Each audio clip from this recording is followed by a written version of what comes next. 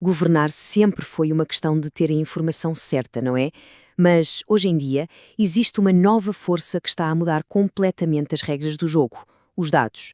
Vamos mergulhar em como esta revolução está a transformar o setor público, desde a forma como as políticas são pensadas até o impacto real que têm na vida de todos nós. Esta fase, ela capta na perfeição o problema central da governação tradicional. Sabe, aquela sensação de políticas que não comunicam entre si, ineficientes, que acabam por criar um verdadeiro labirinto burocrático, tanto para quem gere como para os cidadãos. Então, para se perceber a dimensão desta revolução, primeiro temos de olhar para trás, para como as coisas eram feitas, para o manual antigo e este seu mundo todo fragmentado. Olhando assim no papel, o ciclo das políticas públicas parece todo organizado, linear, quase perfeito. Mas a realidade é bem mais confusa.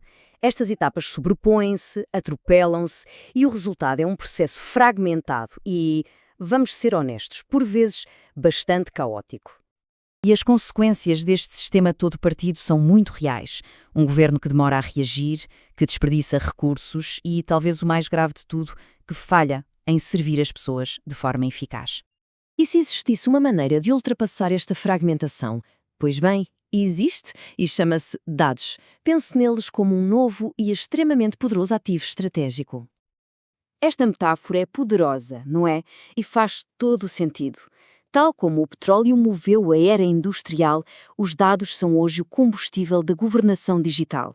Quando são bem trabalhados, bem refinados, eles geram insights que impulsionam uma inovação que nunca vimos antes.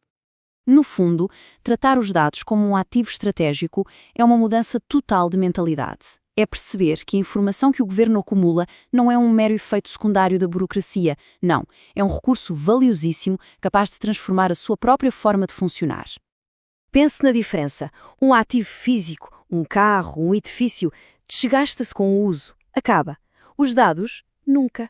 Podem ser usados infinitamente e o mais fascinante é que o seu valor aumenta exponencialmente quando os combinamos.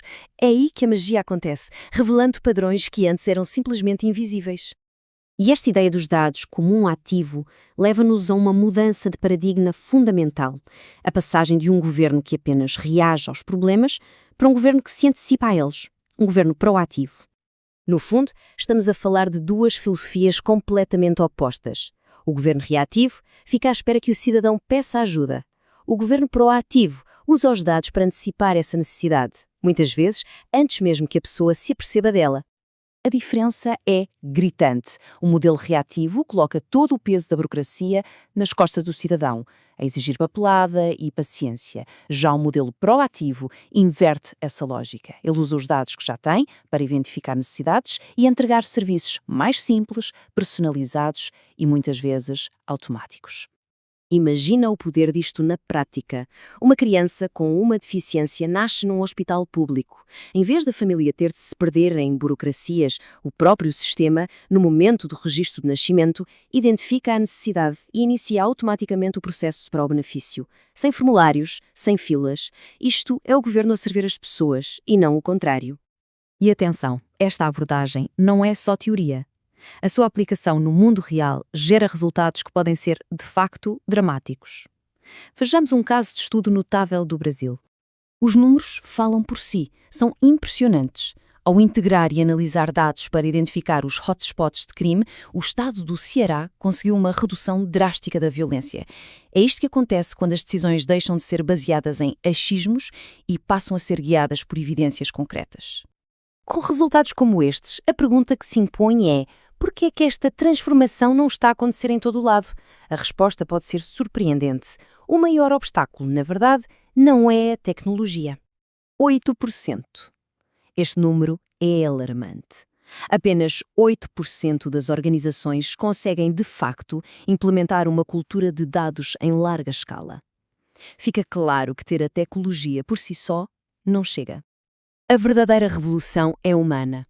Exige uma mudança de mentalidade e, acima de tudo, exige que se desenvolva uma competência que hoje é absolutamente essencial, a chamada alfabetização em dados. E, felizmente, já existem modelos para nos guiar. Ser alfabetizado em dados não é apenas sobre saber usar um software. É sobre desenvolver o pensamento crítico para conseguir ler, escrever e, fundamentalmente, compreender os dados. É saber fazer as perguntas certas e, crucialmente, tomar decisões éticas com base neles. E essa dimensão ética é precisamente o segundo grande desafio. Usar dados em larga escala traz consigo uma responsabilidade enorme e a necessidade de se terem regras muito claras. Esta é a questão central. A tecnologia não é neutra. Se não tivermos cuidado, os algoritmos podem acabar por automatizar e até ampliar os preconceitos que já existem na nossa sociedade. O perigo é muito real.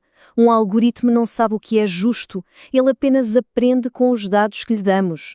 Se esses dados históricos refletem uma desigualdade, a inteligência artificial vai aprender e replicar essa mesma desigualdade, mas agora em escala, criando um ciclo vicioso de discriminação automatizada. É exatamente por isso que leis como a LGPD, a Lei Geral de Proteção de Dados, são cruciais. Elas não são obstáculos ao progresso, muito pelo contrário, elas criam as regras do jogo, fornecem os limites necessários para se construir confiança e garantir que a inovação acontece de forma ética, segura e que protege os direitos de todos. A lei estabelece uma cadeia de responsabilidades bem definida. Ao controlador, que decide o porquê, o operador, que executa o processamento, e o DPO, o encarregado de proteção de dados, que funciona como o fiscal, a ponte entre a organização, os cidadãos e as autoridades. Estes papéis são a base para garantir a responsabilização. E com isto chegamos à questão final. O potencial dos dados é imenso, mas a tecnologia por si só não basta. O verdadeiro desafio é cultural e ético, e a forma como o enfrentarmos agora vai determinar se esta revolução constrói um futuro apenas mais eficiente ou um futuro que é também, e acima de tudo, mais justo para todos.